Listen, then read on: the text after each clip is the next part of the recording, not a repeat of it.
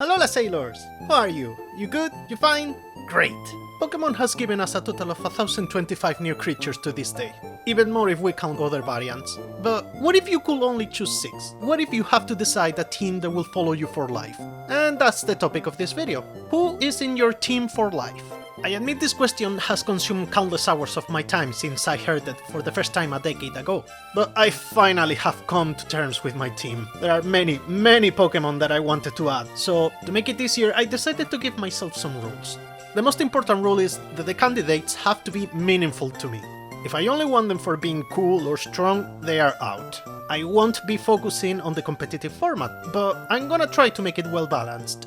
I can have as many Ghost, Dark or Dragon types as I wish, they are my favorite types, but I can't repeat any other types. Only one legendary or similar can make it into the team. Since there are only 2 within the candidates, this one wasn't difficult to follow. And I want to have a Mega Evolution. Mega Evolution represents the bonds between a Pokémon and its trainer, and I really like this mechanic. Cool? Any questions? You can ask me in the comments, I usually respond to everything. Also, subscribe and like if you want me to keep bringing more content, it really helps. And now, let me introduce you to the team while I draw us together. This one is going to be a big shocker for anyone who knows me, but the first place in the team is none other than Tomoe, the Sableye. I explained everything a bit more in detail in my first short. You can go and check it out, it helps me a lot. But to summarize, she is to me what Pikachu is to Ash. Second position goes to Kurone, the shiny Hisuian Zoroark. Back in 2009, with the release trailer of the 13th movie, I saw for the first time the Pokémon that will become my second favorite forever. A tiny dark-type fox called Zorua, followed by its evolution, Zoroark. It was love at first sight, and since then I have had them in my team. Long after playing Legend Arceus, I discovered the Hisuian form and, what can I say, it pretty much exceeded perfection to me. I absolutely adore them, and even more after watching the Hisuian Snow Shorts.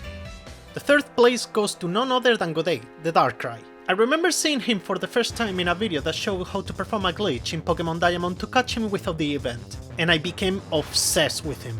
Suffice it to say that I couldn't have it in the game by any means until much later in life, and after watching the 10th Pokemon movie, my obsession grew stronger, so I was constantly looking for merchandise of him and drawing him everywhere. The day I finally caught one was one of my happiest moments playing Pokemon.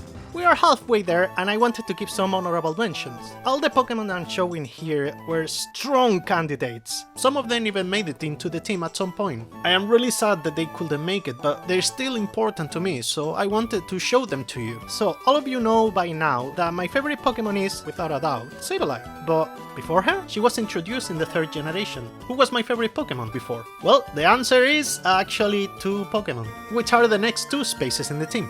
The 4th place is taken by Koa, the Alola Marowak. Cubone and Marowak were 2 of my favorite Pokémon as a kid, for various reasons, and when I saw the Alola Marowak, I knew I had to have him. He not only has an amazing type combination that includes Ghost type, making Marowak's lore even stronger, but also is inspired by a Hawaiian tradition, and another fact about me, I love Hawaiian culture. He's just so perfect to me that I simply can't leave him out of the team. The penultimate Pokémon in my team is Modi the Anilape.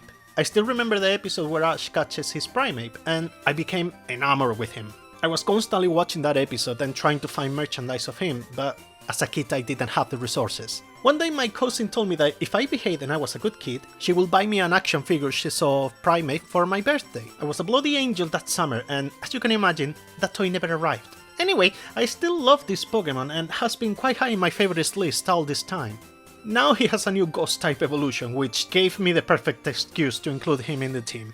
The final space in my team, and my Pokemon Mega, is filled by Sanesada, the Salamence. It's a bit soon for me to fully share with the world why this Pokemon is so important to me. All I can say is that I have a deep bond with him due to a very hard time in my life, hence why he is my Mega. To me, this Pokemon's line represents determination. The idea of never giving up on your dreams no matter how hard it is, no matter how many times you get hurt. If you keep fighting, trying, and never lose hope, one day you will spread your wings and fly, just like Bagon did. As for me, I moved to another country, I met and lost people. I failed over and over, and I keep trying to achieve my dream, as I know it is possible because this Pokemon taught me that. And with that message, I want to wrap up the video. Life is full of obstacles that are gonna make chasing your dreams hard and painful, but the reward is so big that it will be worth it. It might take years or even decades, but don't give up. We can do it. If you made it this far into the video, thank you. And feel free to share who is in your team and why in the comments. See you all next time. Bye!